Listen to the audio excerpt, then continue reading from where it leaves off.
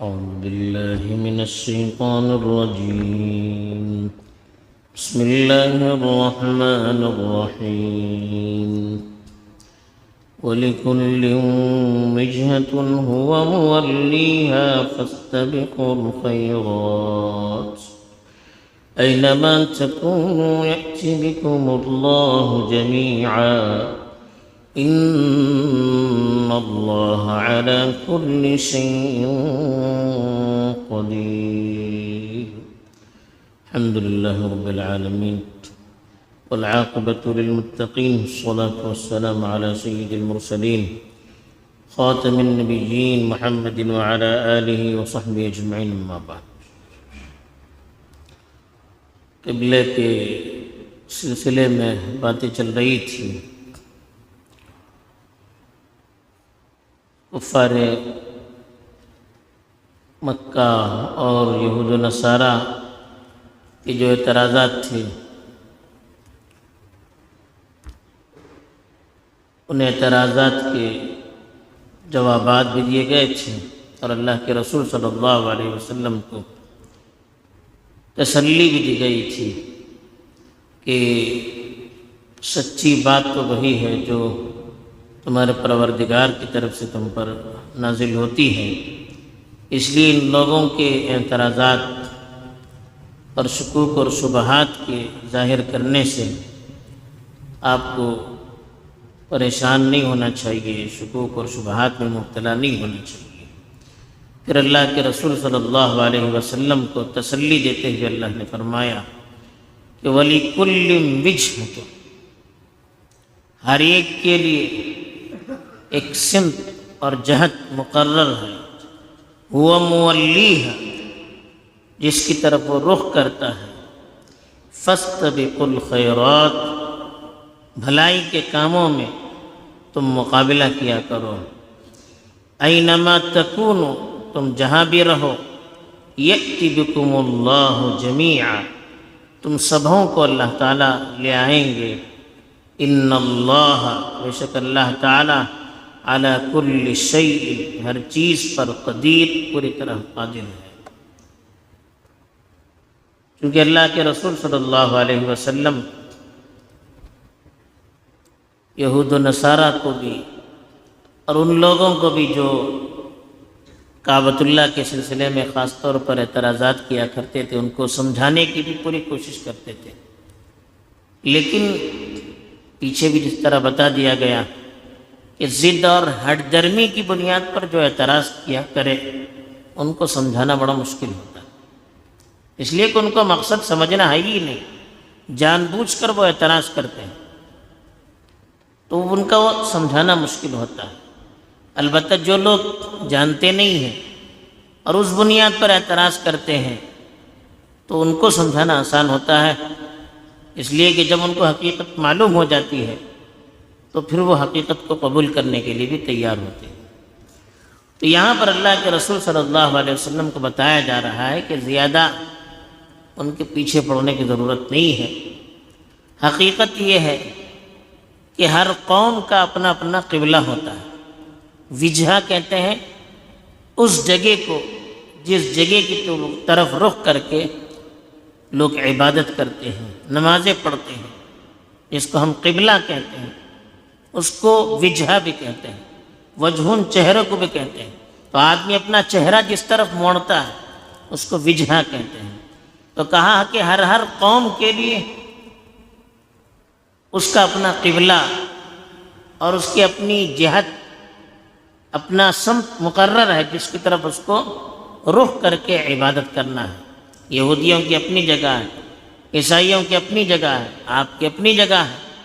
تو اس لیے اس معاملے میں آپ زیادہ ان کے پیچھے مت پڑیے، اس معاملے میں زیادہ اختلافات اور بحث و مباحثے میں بھی مت پڑیے، اس لیے کہ کس جگہ کی طرف رخ کیا جائے اس پر کوئی دین کی بنیاد نہیں ہے. دین کی بنیاد یہ ہے کہ اللہ نے جو حکم دیا ہے اس حکم کو قبول کیا جائے اور اس کے حکم کی تابع داری کی جائے، یہ اصل ہے.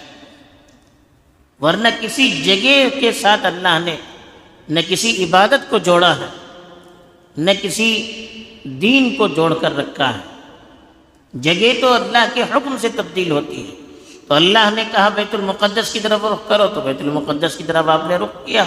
اب اللہ کہتے ہیں کہ کعبۃ اللہ کی طرف رخ کرو تو کعبۃ اللہ کی طرف آپ نے رخ کر لیا۔ تو اللہ کا حکم ماننا ہے، یہی اصل ہے۔ اسی لیے اللہ نے کہا کہ ان سارے جھگڑوں میں مت پڑیے، آپ نے سمجھا دیا، حجت تمام ہو گئی، اب ان کو ان کی حالت پر چھوڑ دیجئے۔ فاستبقوا الخیرات، اب آپ کا کام کیا ہے؟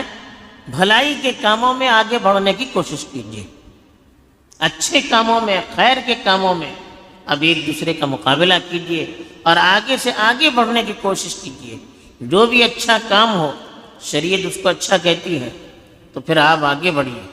تو اس لیے کہا مقابلہ اگر کرنا ہے، استباق کہتے ہیں مقابلہ کرنا، اچھے کاموں میں مقابلہ کرنے کی ضرورت ہے، ایک دوسرے سے آگے بڑھنے کی ضرورت ہے۔ کون سے کاموں میں؟ خیر کہتے ہیں جس میں بھلائی ہو، جس میں دنیا اور آخرت کی کامیابی ہو، وہ خیر ہے۔ ایسے کاموں میں ایک دوسروں کا مقابلہ کرنا چاہیے۔ یا الٹا ہوتا ہے، ہم دنیا کے کاموں میں مقابلہ کرتے ہیں، اس کی ایک دکان ہے تو ہم دو کریں گے، اس کا ایسا گھر ہے تو ہم اس سے بڑا بنائیں گے، اس کی ایسی گاڑی ہم اس سے اچھی گاڑی لیں گے، تو اس میں ایک دوسرے کا مقابلہ کرتے ہیں۔ اللہ کہتا ہے کہ آخرت کے کاموں میں، جن کا فائدہ ہمیں آخرت میں ہونے والا ہے، جن سے نیکیاں بڑھنے والی ہیں، ایسے کاموں میں ہمیں ایک دوسرے سے آگے بڑھنے کی کوشش کرنی چاہیے، ایسے کاموں میں ہمیں مقابلہ کرنا چاہیے۔